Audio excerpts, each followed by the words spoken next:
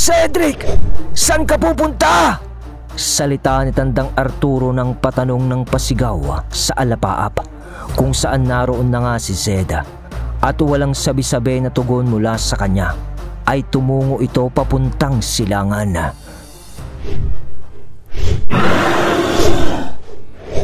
Mga kabagis, umpisahan ng paganahin ang ating mga imahinasyon sa pakinang subscribe button. Palike na rin mga kabagis ko, baka mawala ang tsinelas mo ngayong gabi pag di ka nag-like. Sayang naman, baka bago. Matapos ang serye ng Mutya ng Kadatuan at bago nangyari ang paglalakbay ng Antingero't Aswang, tunghayan natin ang hirap na dinanas ni Cedric bago natin siya makilala bilang isang malakas na gabunang aswang. Dahil nga sa pagsasalin ng kanyang amang si Bugila ng Mutya ng Kadatuan. Sa pagitan to ng dalawang kwento na ating sinubaybayan at tunay nga naman na hinangaan dahil sa pagsasama ng dilim at liwanag para sa iisang layunin na gapiin ang kasamaan. Pangunahin dito ay ang mga lahi rin ng aswang na kagaya ni Cedric. Sa maraming digmaan na pinagdaanan si Ginoong Bugila at ng kanyang mga naging kaibigan na mga aswang at antingero, pangunahin dito si Ginoong Dario na lolo ni Jacob, na siya ring naging daan noon upang mabuo ang matibay na pagkakaibigan ng dalawang binatilyo, si Jacob at Zeda. Ngunit sa kahit naging positibong epekto ng resulta ng pagkakaibigan ni Ginoong Bugil at Mang Dario, dahil nga hindi lang sa naipasa ng dalawa ang kanilang mga tangan, kundi ang pinakaimportante sa lahat na bumubuo sa pagkatao ng isang lalang, ang pag-uugali o kabutihang loob nito na mana yon ng dalawang binatilyo. Pero sa kasamaang palad nga, namatay si Ginoong Bugila dahil nga sa mga laban na pinagdaanan niya, partikular na nung nakalaban nila si Baal at nung nalapatan siya ng palakol ni Dimakulim. Naging parang isang sumpayon sa pisikal na katawan ng ama ni Zed, at yun na rin ang ikinamatay nito. Ngunit bago ito mamatay, ang mga tagubilin niya kay Cedric bilang kanyang anak ay namutawi naman sa isip ni Zed, lalong-lalo na ang pagpapamana nito ng Mutya ng Kadatuan. Ang mutyang pinaniniwala ang galing sa mga nalaglag na anghel. Kaya't matapos ang pagdadalamhati nun ni Zed, kasama si Micaela at ang anak nilang si Dara, na musmus pa lamang noon, tinanggap ni Zed ang mutya na galing sa kanyang ama. Kaya nga't, "Handa ka na ba?" salita ni Tandang Arturo na tiyuhin ni Zed. Dumating kasi noon si Tandang Arturo hindi lang para sa pagkamatay ng kanyang kapatid, kundi ang misyon din na tulungan ang kanyang pamangkin na si Cedric sa pagsasalin ng mutya. "Humanda ka, Cedric! Pag-uumpisa na tayo!" Doon nga ay sa pagsilab ng apoy mismo sa katawan ni Ginoong Bugil na patay na, ay ang siyang pagbigkas naman ni Tandang Arturo ng iba't ibang salita na para ng sa dyablo kung ito'y papakinggan mo.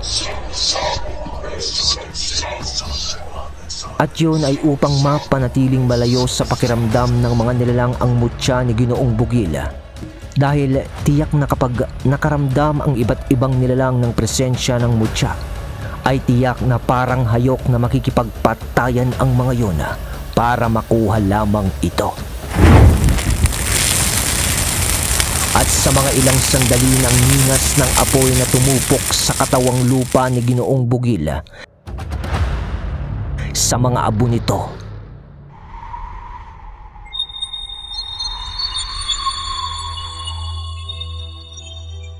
lumitaw na nga ang nagbabagang maliit na bato na siyang dapat lunukin ni Cedric.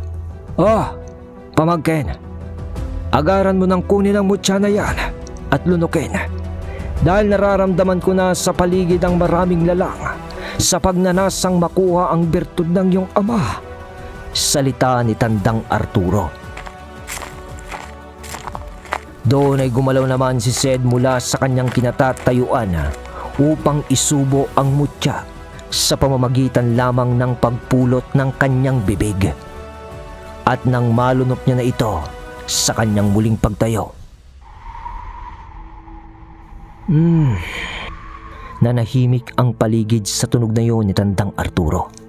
Nagkatinginan noon si Tandang Arturo at Zed at para bang nangungusap ang kanilang mga mata na hinihintay ang epekto sa katawan ni Zed, yung mutya. Nakabantay lang noon si Tandang Arturo sa kung ano ang magaganap. Dahil ilang segundo nga, parang wala lang naman kay Zed ang paglunok dito. Wala pang nagiging reaksyon ito sa kanya. Ngunit sa pag-ihip ng hangin na para bang sumasabay din ang mga ulap sa langit at sa paglitaw ng liwanag ng buwan,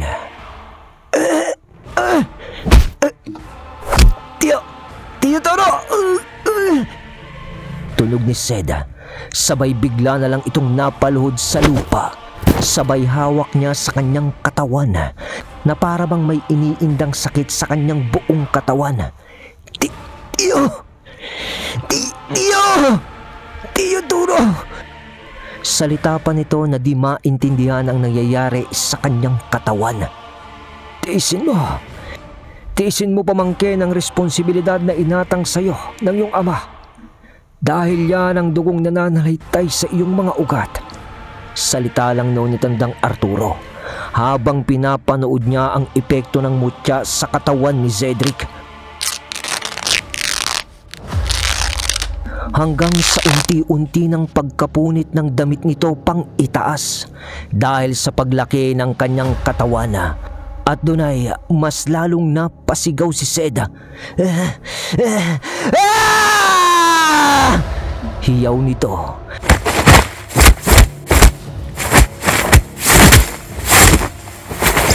Sabay pagsuray-suray niya sa lupa. Gugulong siya noon ng ilang beses. Tapos ay tsaka niya sinusuntok-suntok ang lupa. Tapos ay mahihiga na naman sa lupa na bumabali-baliktad. Nagtagal ng ilang minuto ang ganong nangyayari kay Cedric sa unang pagkakataon nito na matanggap ang kanyang mutya. Iyo, kaya mo yan, salita ni Tandang Arturo. Hanggang sa nag-iba na naman yung ginagawa ni Zed. Kinakalmot na niya noon ang lupa dahil sa paglaki ng kanyang mga kuko sa bawat daliri nito.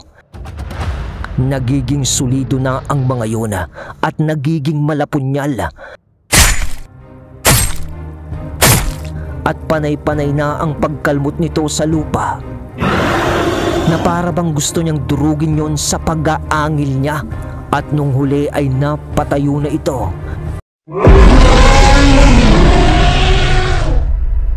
Angil nito ng napakalakas at narinig yon sa buong kabundukan at kanilang baryo.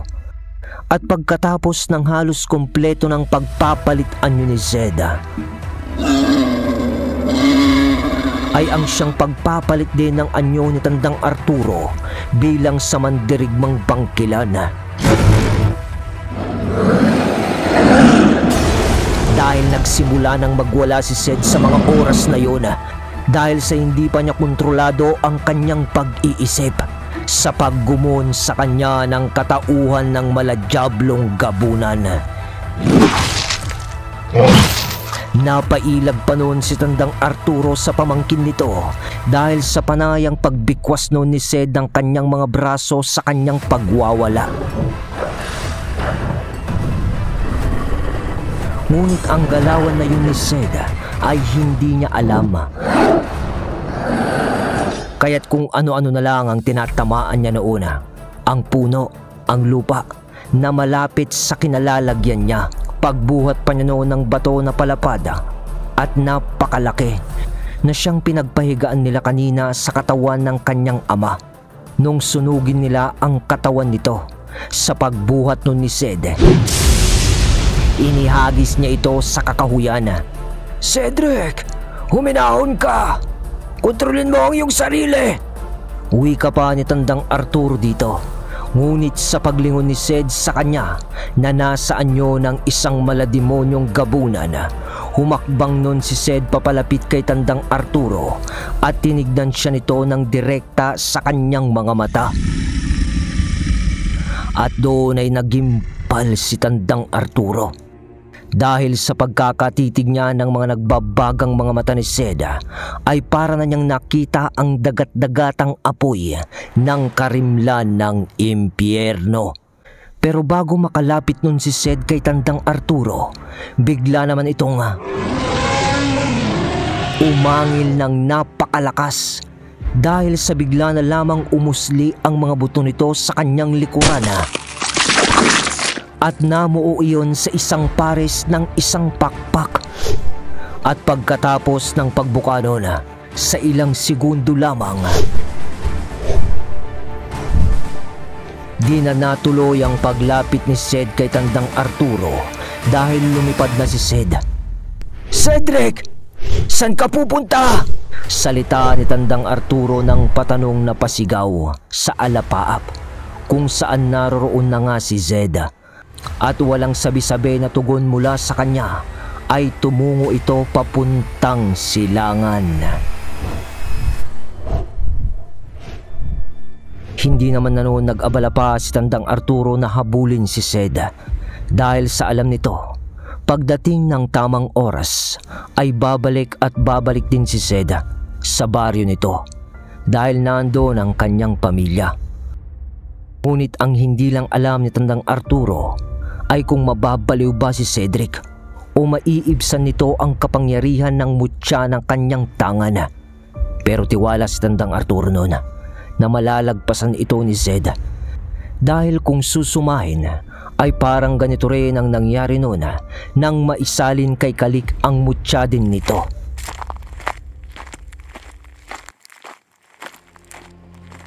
Bumalik na lang noon si Tandang Arturo sa pusod ng baryo upang ipaalam kay Micaela ang nangyari sa asawa nito matapos niyang matanggap ang mutya niya. Labis na kalungkutan noon ang naramdaman ni Micaela dahil nga sa malungkot na balita ni Tandang Arturo. Nawala si Zed dahil sa pagsasalin ng mutya ng kanyang ama. Ngunit sinabi rin ni Tandang Arturo noon na, "Kilala ko ang pamangkin kong yon. Iya, Micaela, huwag kang mag-alala. Alam kong matatag si Cedric at hindi niya hahayaang mawala ka na lang sa buhay niya nang dahil lang sa pagsasalin. Kikilalanin lang niya ang kanyang katauhan sa ngayon." Sana nga sa lalong madaling panahon ay makauwi ng asawa ko. Huling sambit ni Micaela habang nagpapadede pa nun kay Dara. At doon naman ay nagpaalam na si Tandang Arturo upang umalis na nga.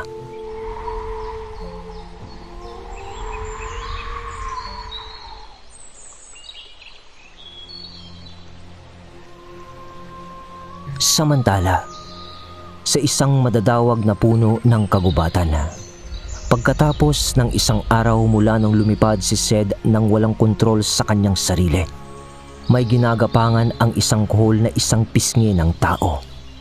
At yun ay walang iba kundi si Zed. Nakita na lamang niya ang kanyang sarili sa pagkakaroon niya ng malay sa damuhan, sa mga silong ng madadawag na puno, kung saan tumatagos ng palinya ang ningning ng araw sa dahon ng mga puno.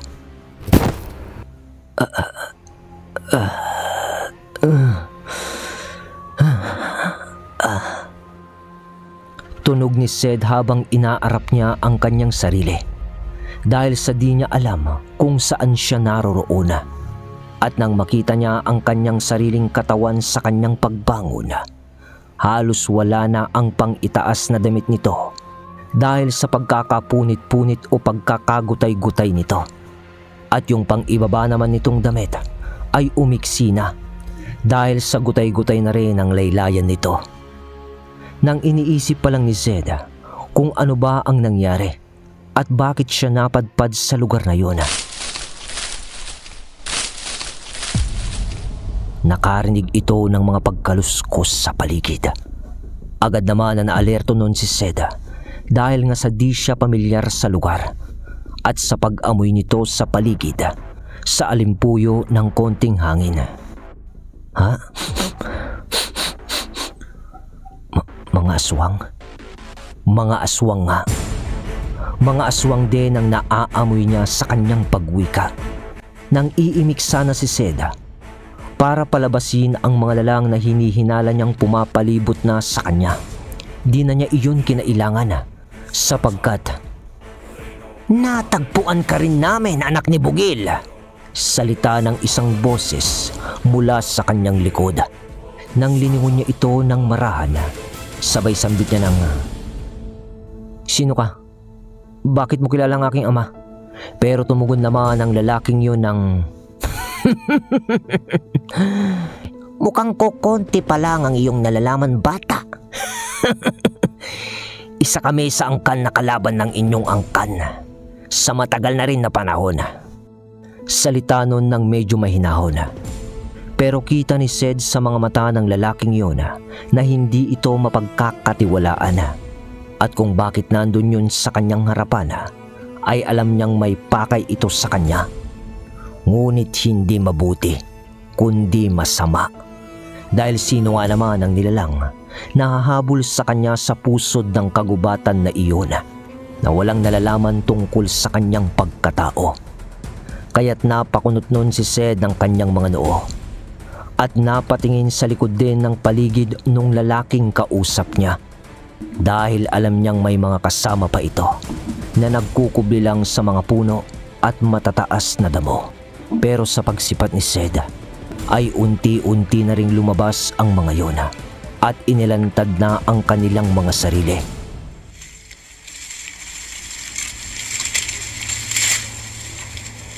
Doon ay nakita ni Sed ang mga kakaibang itsura ng mga nilalang. Walang pang itaas na damit ang mga yon.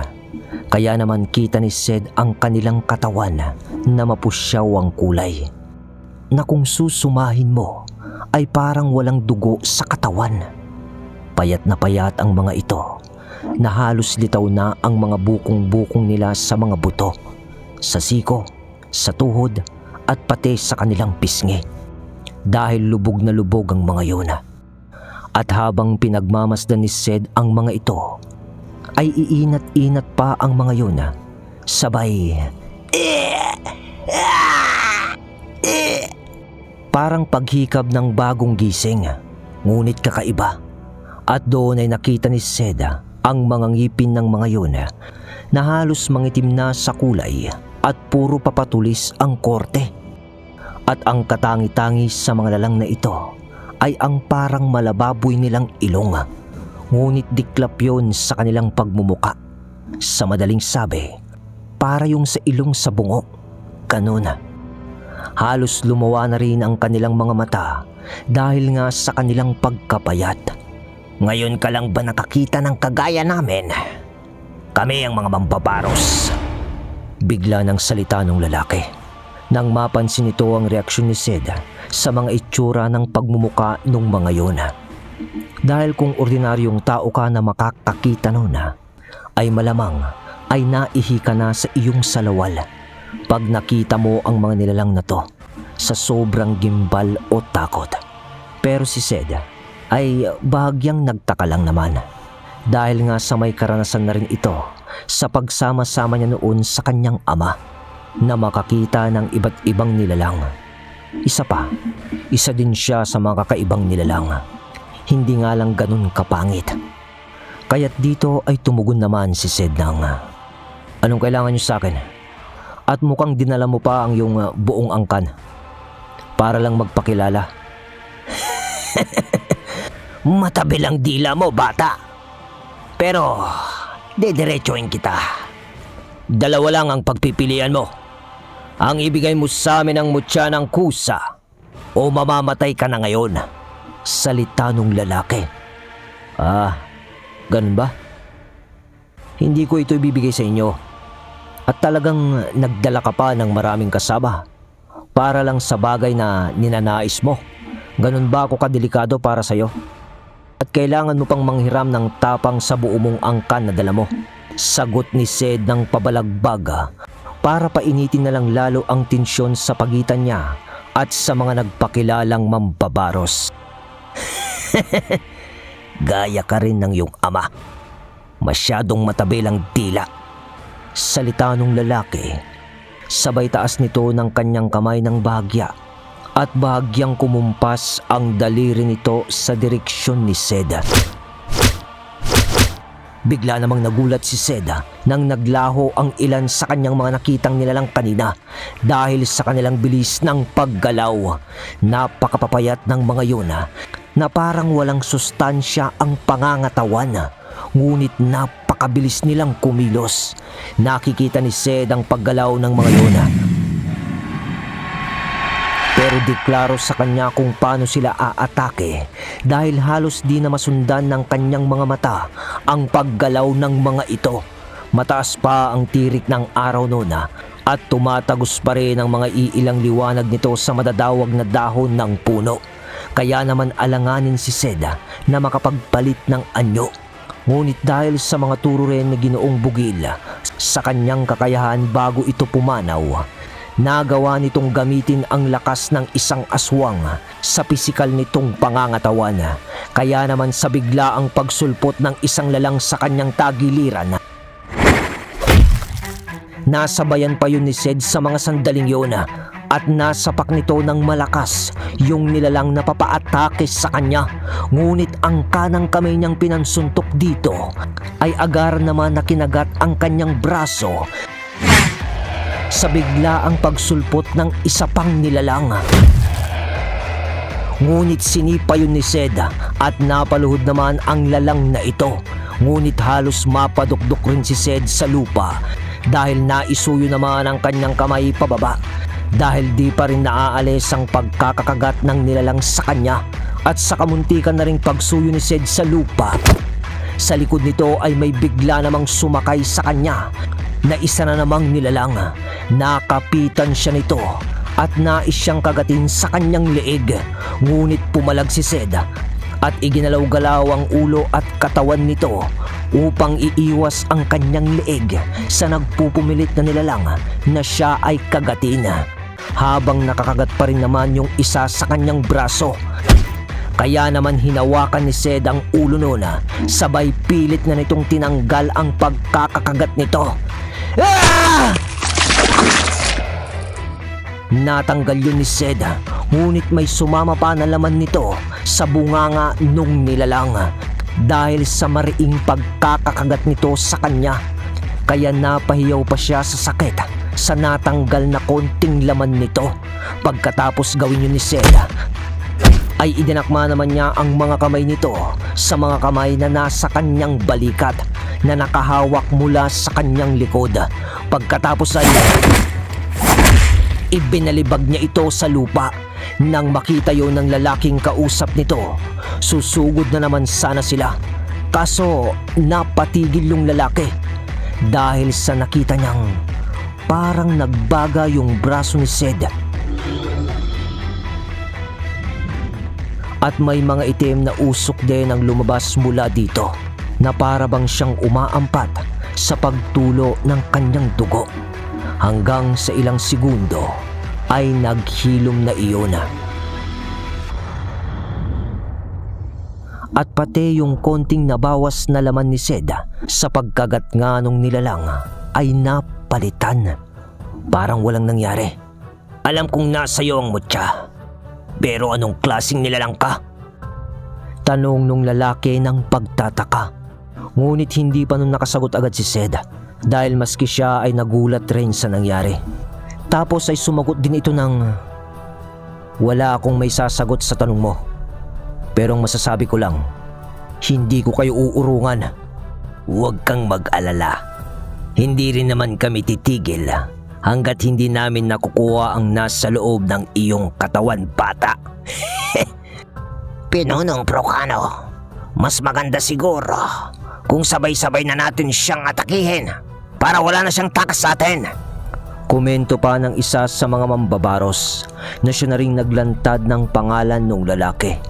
Nang marinig yun ni Cedric, may natatandaan siyang nasabi ng kanyang ama. Bago pumanaw ang kanyang ama, narinig niya mula sa bibig nito ang pangalan yun.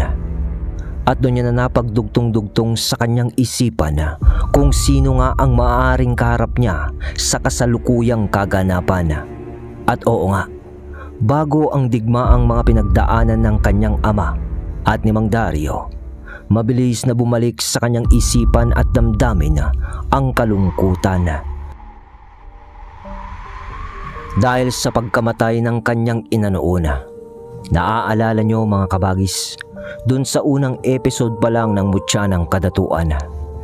Dahil ang Procanong pangalan ay naging karibal pala ni Ginoong Bugil, yun ang naging konklusyon ng mabilisan sa utak ni Zed. Dahil bago pala magsama ang ina nito na isang normal na tao, itong mga mambabaros kasama si Procano na kanilang ang pinuno ay isa sa nagnanais na makuha ang Mutyanon dahil ito sa kailaliman na ng kanilang mga ninuno. Nabuo ang alitang ito. Pero nung binata pa si Ginoong Bugil, sa kaisipan ni Zed, sa mga iniwang tagubilin sa kanya ng kanyang ama, mas lumalim pa ang galit nitong si Procano kay Ginoong Bugil dahil mas pinili nga ng kanyang ina noon si Ginoong Bugil. Ibig sabihin, nag-away din sila dahil sa babae. Ngunit higit sa lahat ay ang pwedeng magtangan nga sana ng mutya. Napansin ni Procano ang pag-iisip ng saglitan ni Zed at nagsalita yon. Ngayon narinig mo na ang pangalan ko. Siguro ay naikwento na rin sa iyo ng iyong ama ang bagay tungkol sa pangalan ko. Siguro ay natatakot ka na. Oo, kung ano siguro ang iniisip mo, ayun na ako. Pero gusto ko lang sa iyong liwanaging bata na hindi ako isang talunan. Masyado lang talagang mapanlin lang kayong mga bangkilan. Sa totoo lang, wala ka naman talagang pake sa mga kasalanan ng nakaraan. At hindi ka na sana madadamay pa kung di naisalin ng iyong ama ang mutya sa'yo. Uwi ka ni Procano. At bakit hindi? Dapat lang. Dapat lang nabigyan ko din ng karangalan ng kanyang pagkamatay para sa pagsasalin niya. At isa pa, ginusto ko din ito. Dahil alam kong kahit na di ko tatanggapin ang salin ng aking ama, Marami pa rin nilalang na kagaya mo na hahabol sa amin. Tinanggap ko man ang pagsasalin ng mutya o hindi, mas makakabuti lang tinanggap ko ito. At maproprotektahan ko pa ang pamilya ko at mga kababaryo ko sa mga mapansamantalang nilalang na kagaya mo.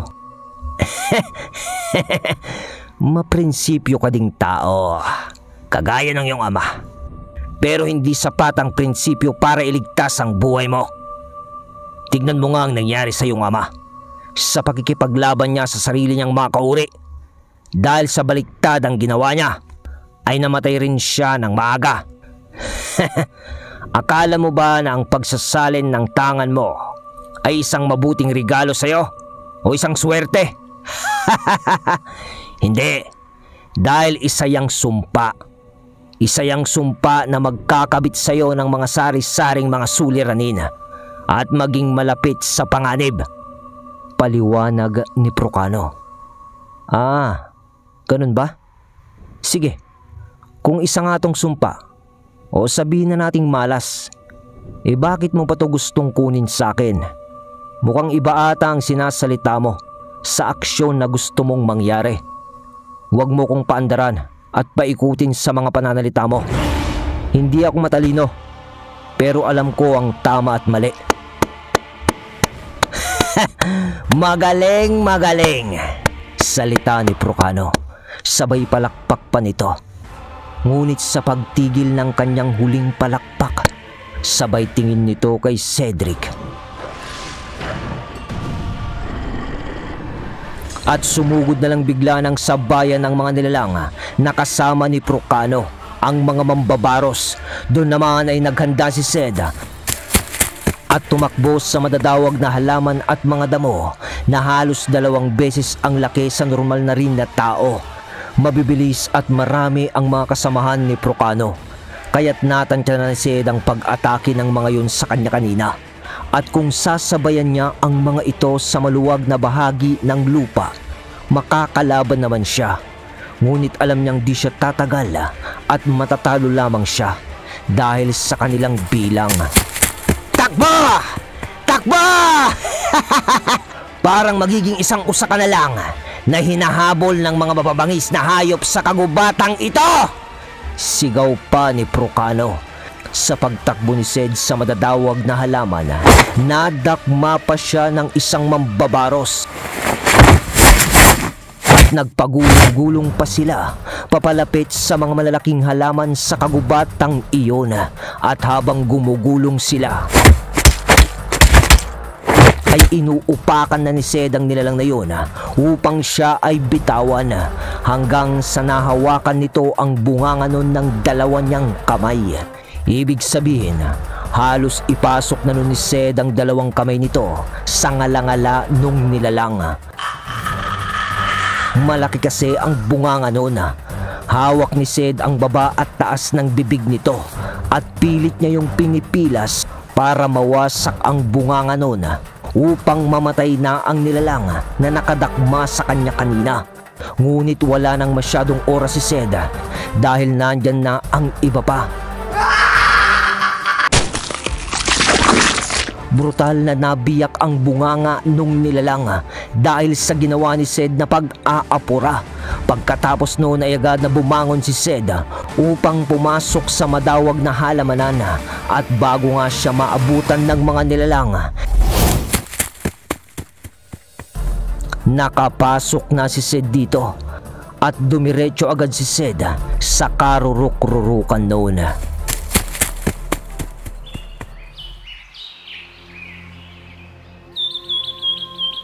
At sa dawag nga ng mga damo doon, kung tititigan mo ang lugar, kahit na mataas pa noon ang sikat ng araw, ay parang dapit hapon na dahil sa makulimlim na ang esensya sa kapaligiran. May mga iba't ibang klase kasi ng puno at halaman noon, napapalaki pa lang yung iba. May mga anahaw, may mga puno ng siniguelas, at meron ding mga gabi na malalaki, o yung tinatawag ng iba na galyang, na ang laki ay halos isang puno na, at ang mga ugat ay pwede man ang upuan sa laki.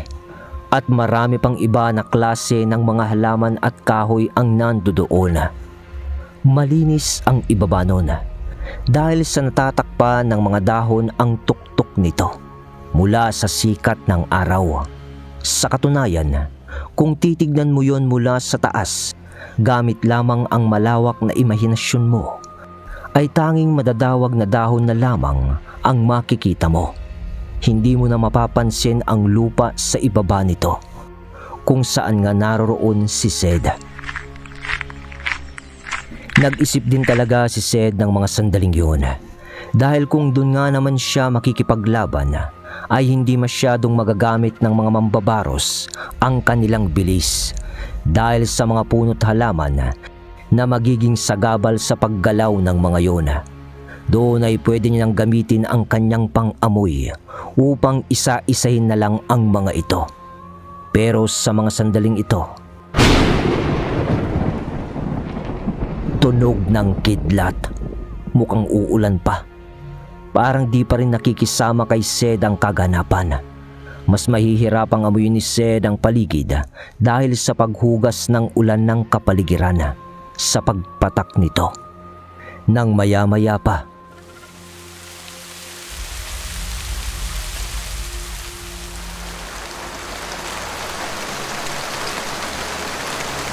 umulan na nga.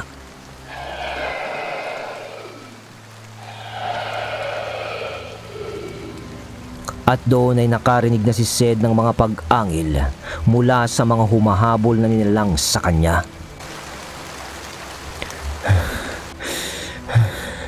Kung nakukontrol ko lang sana ang butya ko, naging madali lang to. Bulong pa niya sa kanyang sarili noon habang nakaupo ito at nakasilong sa isang malaking dahon ng galyang. Nang maya-maya pa, nakarinig na ito ng mga yabag ng paa o pagtampisaw ng mga paa sa tubig ulan. Andyan na. Andyan na ang mga nilalang na humahabol sa kanya. Ngunit naging kalmado lang naman si Sid noon dahil alam niyang wala siyang ibang aasahan sa mga oras na yun kundi ang sarili niya lamang. Patuloy pa rin naman ang malakas na ulan noon hanggang sa kumilos na si Sid dahil sa may naaamoy at nararamdaman siyang malapit na sa kanyang mga kalaban. At sa ilang minuto nga, sunggab ni Sid sa isang mambabaros, sabay hawak nito agad sa leeg. At bali nito, inikot nito ang leeg doon ng puwersahan. "Takna mo, patay ka na!" Mura niya pa na nanggigigil dito. Hindi na rin yun nakapag-ingay dahil sa mabilisang ginawa ni Sid. Ngunit nung bumangon siya, may sumunggab na naman sa kanya na isang mambabaros. Bumalik sa putikan si Sid dahil lumambot na kasi ang lupa sa lakas nga ng ulan. Doon ay nakipagbuno si Sid sa nilalang. At habang nagpapambuno sila, nag-iingay na ang nilalang na para bang nagtatawag na ng mga kasama. "Nang ingay mo!" Gigil pa ni Sid. Sabay suntok nito sa nilalang sa putikana. At sa panggigigil niya, di na niya namalayan na nagpalit na rin siya ng anyo ng bahagya. Sa pagiging aswang na itsura niya ay nagkaroon lang ito ng balahibo sa katawan, pati sa pisngi. At lumaki ang kanyang pangil, pati ang kanyang mga kuko ay humaba na rin. Kaya naman nung naidarag niya sa ilalim niya ang kanyang kalaban na mambabaros, sinakyan niya ito sa dibdib. Pagkatapos ay pinagkakakalmot ni Sid ang bunganga noon dahil nga sa maingay. Hanggang sa napatay niya ito. Nagkagutay-gutay ang pagmumuka ng aswang na nakalaban niya dahil sa mabibigat na pagkalmot na kanyang binitawan. Dahil narinig ng ibang mambabaros ang napatay ni Sid na kasamahan ng mga ito.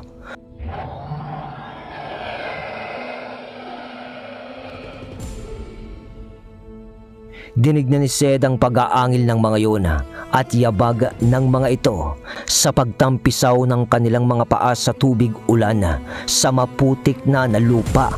Kumilos agad nun si Sid para ibahin ang kanyang plano. Tumakbo siya noon para maiiwas ang kumpulan ng mga kalaban. Ngunit nang maya-maya pa, ay may bigla na lang na sumunggab sa kanya. Tumilapon si Sid kasama ang nilalang. Kaya't doon ay nakipagbuno na naman si Sid sa isang nilalang. At doon ay kinagat na ni Sid ang mismong lalamunan noon. Sabay nang naibaon niya ng maigi ang kanyang matatalas na pangil sa mismong lalamunan ng kanyang kalaban.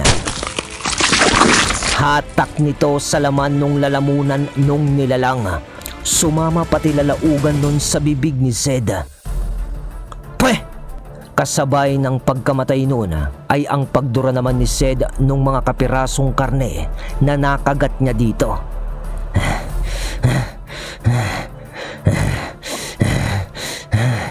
Sabay hingal pa niya. At nagpatuloy sa pagtakbo kasabay ng buhos ng ulan. Ngunit nang marating ni Sid ang isang bahagi na parang dulo na ng kalupaan, nandun na nag-aabang lahat ng mga mambabaros sa kanya. Maluwang na ang lugar ngayon at dun din lang napansin ni Sid na nasa tuktok pala siya ng kabundukan. At nasa patag lang sila na bahagi nito. Natanaw niya kasi ang isang malaking ilog na nasa ibaba noon. Nasa pagitan ng dalawang bundok ito. Napakataas at nakakalula mula doon ang ilog. Ngunit hindi yun problema ni Sid, kundi ang mga lalang na nasa harapan niya. At pagkatapos ay may mga dumating pa na iba mula sa likod niya. Ibig sabihin ay nasukol na si Sed ng mga ito. Wala na siyang matatakbuhan dahil mataas ang bahaging yon at sa kabila nun ay wala na ring tawiran papuntang kabilang bundok. Ibig sabihin ay kailangan na niyang makipagsabayan. Akala mo siguro ay makakalabas ka pa sa bundok na to na buhay?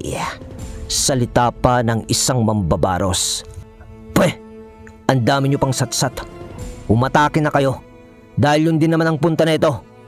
Tugon ni Sed na nakapagdesisyon na patay kung patay. Masusunod, bata! Salita ng isa. Sabay atake kay Sed. Wala nang sabi-sabi naman ay nakipagsabayan si Sed sa maraming bilang ng mga yona. Bikwas naman ni Sed ng pagkalmot ng nasa kanyang harapan at pagkalmot din sa kanyang likuran. Pero hindi na iyon iniinda ni Sed dahil sa mas abala pa siya sa pakikipaglaban kesa indahin pa yung sakit ng pag-atake sa kanya. Nakakapatay naman si Sed ng mga ilan-ilan sa mga yona at ang pinapanatili lang niya sa kanyang pakikipaglaban ay ang pagitan nila sapagkat oras na nahawakan siya ng isa o dalawa doon tapos na ang laban. Kaya nga nakipagbakbakan si Sed sa abot ng kanyang makakaya gamit pa rin ang pagiging aswang ng dugo niya. Ngunit di sa sagarang estado, kaya naman baon ni Sed ang kanyang kuko sa lalamunan ng isa. Kagat naman ng isang lalang sa balikat nito. Hinawakan naman ni Sed yun sa ulo, sabay sa pilitang hinablot at pagbalibag sa lupa.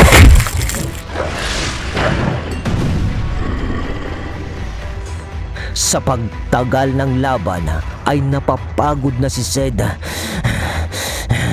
Kaya't habang nakikipaglaban siya, di na rin niya namalayan na gabi na at kahit umaatake siya noon ay napapaatras na lamang siya kapag nagsasabay-sabay na umatake sa kanya ang mga mambabaros hanggang sa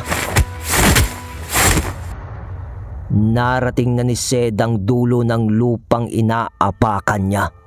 Nasa gilid na ito ng bangin, palaglag sa baba nung ilog. Ay nanlilimahid na rin ang buo niyang katawan ng dugo. Ngunit ang mga tama nito sa katawan ay mabilisan pa ring naghihilom. Kaya't sabi nung isa sa mga yun nang makita nila ang paghihilom ng katawan ni Sed, kahit ilang beses ka pang maghilom, kapag nahuli ka na namin, ay mamamatay ka na kapag nadali namin ang dibdib mo. Hindi na nun tumugon si Sed dahil sa nag-iisip na ito kung magpapatinhulog na lang siya mula sa bangina at bumagsak na lang sa ilog. Ngunit ang di lang niya alam ay kung kakayanin ng katawan niya ang pagbagsak niya sa tubig. Malakas pa ang anod nun ng ilog dahil sa katatapos na rin ang ulan. Dalawa lang ang pagpipilian niya: ang patayin na siya ng mga mambabaros o susugal siya sa pagtalon. Pero piniling lumaban ni Sed, kaya naman bikwas nito ng sapak sa isa. Ngunit mas lalo siyang dinidikdik ng mga ito sa dulo ng bangin hanggang sa kanyang pakikipaglaban.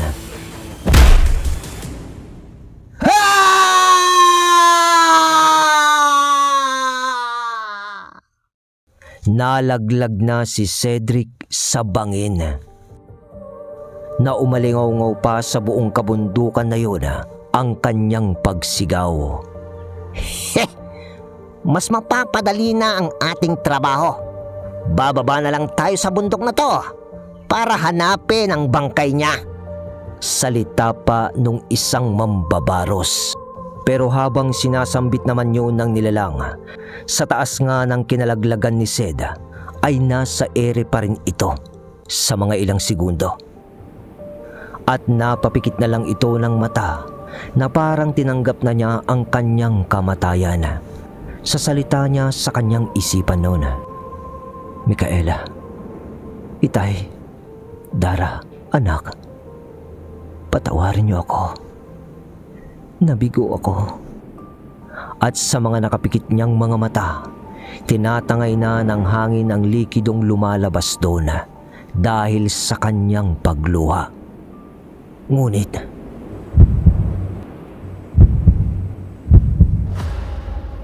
biglang lumakas noon ang tibok ng puso ni Sed, kasabay noon ang pagbulong ng diablong boses sa kanyang wisyo. Mahina. Mahina. Gamitin mo ko. Gamitin mo ang kapangyarihan ng kadiliman. Patayin mo sila. Patayin mo sila. Patayin mo silang lahat! Para sa iyong pamilya.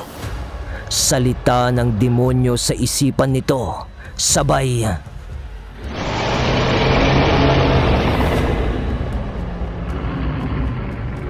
umalingaw-ngaw sa dalawang pagitan ng bundok ang angil ng malademonyong gabunan. Narinig pa yon ng nasa taas na mga mambabaros at natigilan sa kanilang paglalakad papabalik sana sa madadawag na halaman. Nagkatingin-tinginan pa sila noon. Ngunit sa mga ilang segundo lamang, tumahimik ang paligid. Ngunit sa mga ilang segundo lamang ng katahimikan sa paligid,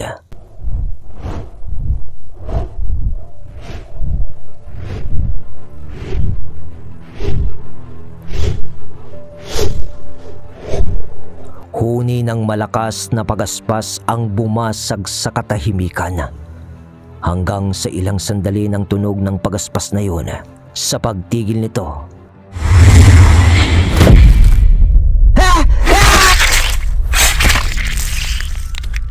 nagulat ang mga mambabaros dahil sa mismong tuktok nila ay ang biglaang pagbagsak ng isang malademonyong aso sa posturang tao na may pakpak na napakalalapad. Wasak ang katawan agad ng isa doon sa pagbikwas ng nilalang dito. Kasunod noon ang pagkawit ulit ng mga kuko ng malademonyong gabunan sa isa pa. At kahit na mga aswang ang mga mambabaros na ito, sa kanilang nasaksiyan ay nagimbal sila, dahilan upang sinubukan ng mga ito na tumakbo para sa kanilang buhay. Dahil sa takot sa nilalang. Ako si Cedric. Sambit nun sabay.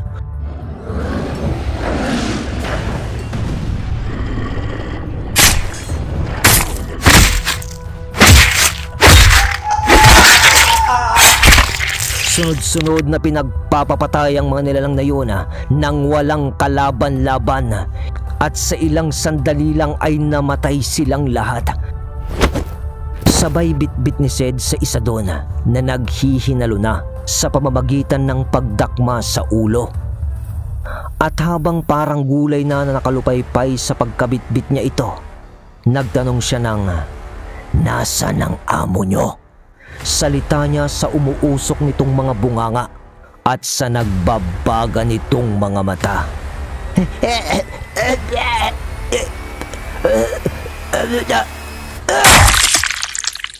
Pinisat ni Sed ang ulo noon bago pa man matapos ang pagsasalita nito. Walang pakinabang. Sa huling bigkas niya ay siya rin namang pagkakarinig niya ng malalakas na pagaspas din mula sa pinanggalingan niya kanina sa madadawag na halaman, pero sa ere. At bumabayon sa harapan niya. Yan pala ang epekto ng mutya. Mas lalo tuloy akong nananabik na makuha yan. Tampalasan ka. Salita ni Sed sa isang payat na nilalang pero napakatangkad, na ang butas ang ilong ay parang idinikit lang sa pagmumukha nun. Tapos ay napakalaki ng bunganga nito na halos umabot na sa tenga, na puro pangil ang nasa gilagid. Tapos ay napakatulis din ng tenga nito, at ang mga pakpak nun ay nakadugtong sa mga braso o mga kamay. hanggang sa tagiliran ng kanyang katawan. Parang literal na paniki. Ganon. At yun ay walang iba kundi si Procano, ang siyang parang pinakagabunan ng mga mambabaros. Ngunit sa pagsasalita pa lang ni Procano, mabilis na inatake ni Sid ito gamit ang kanyang malalapad na pakpak at malakabayong paa sa laki. Ginamit niya ang puwersa ng mga yun at mabilisan na nahawakan ang leeg ni Procano, sabay darag nito sa lupa.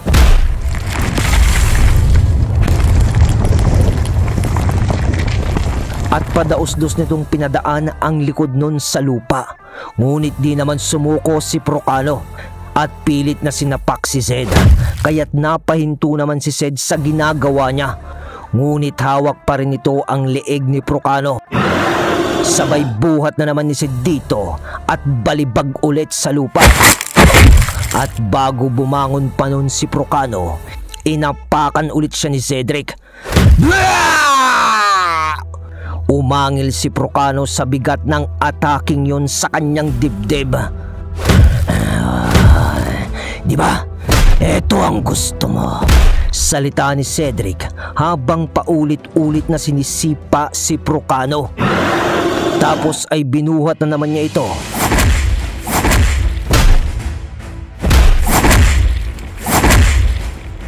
At paulit-ulit na ibinalibag ng walang kalaban-laban. Parang animal na wala na sa pag-iisip nun si Zed.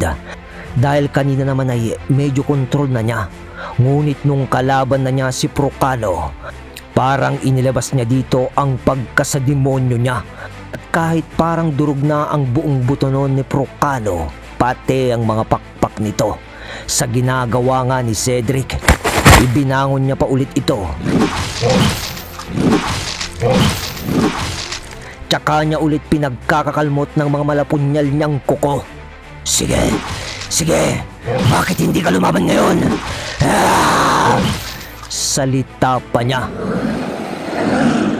At nung huli na ay inihagis niya ito sa ere at sa pagbagal ng ating mga imahinasyon.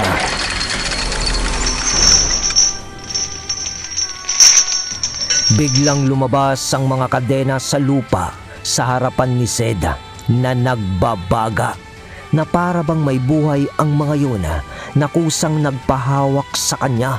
At kasabay noon ang pagwasiwas niya dito patungo sa direksyon ni Procano sa ere. At sa pagtama ng nagbabagang kadena sa katawan ni Procano, nalaglag ito. Ngunit nahati na yun sa dalawa, kasama pati ang ulo. Kasabay ng pagsilab nito. Pagkatapos noon ay bigla na lang naglaho ang kadena at pagbabalik na ni Zed sa pagiging normal na tao. Napaluhod pa noon si Zed sa kanyang pagbabalik sa normal at parang nanghihina.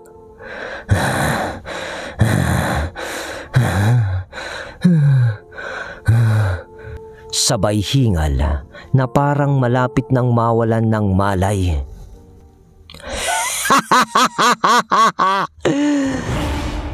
Tama ang hinala namin.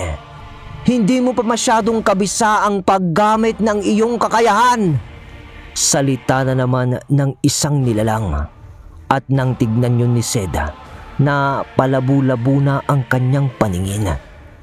Mga aswang. Mga bagong grupo na naman ng aswang. Ngayon ay mas madali na naming makukuha ang mutya mo. Salita pa ng isa sa mga lalaki na dumating.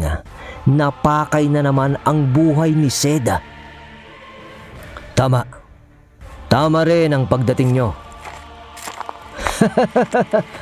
Akala siguro ng mga ito ay pababayaan ko ang pamangkin ko. Dalawang boses naman ang narinig niya mula sa madadawag na halaman at paglabas ng mga yun.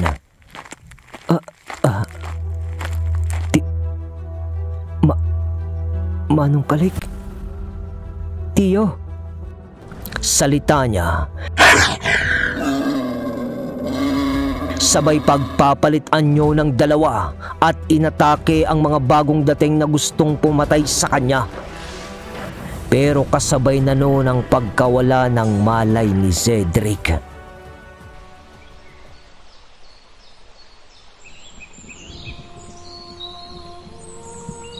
Makalipas ang isang araw, sa pagmulat ng mata ni Cedric, mukha na ni Micaela ang nakita niya. Nakarga pa noon si Dara. Dahil ibig sabihin, nakabalik na siya sa kanilang baryo. At sa araw na rin na yun, ay nagsuwestyon si Kalik. Natuturuan siya nito na makabisa ang sarili niya sa kanyang tangan. Dahil sa pinagdaanan rin yun ni Kalik nung siya ay naging aswang. At doon naman ay nagtagumpay si Cedric sa pagkakabisa ng tangan nito. At sa ilang buwan nga na lumipas, sa bayan ng Sagay, sa pamilya ng Hiran, biglang nabulabog ang katahimikan ng isang gabi. Nang may mga biglang pag-angil na narinig si Natandang Arturo, at paglabas nila sa kanilang baryo, nakahandusay na ang ilan sa mga mandirigma ng baryo, kasama na si Mando. "Sino ka? Anong pakay mo dito?" tanong ni Ced sa isang lalaki na nakatalukbong. At nasabi na rin noon ni Tandang Arturo na ang presensya noon ay isang malakas na antingero. Ngunit pagkatapos nung sumagot sa tanong ni Ced at sa pag-alis niya ng kanyang talukbong, Jacob? Salita ni Cedric. At dito na nga magsisimula ang paglalakbay ng antingero at aswang.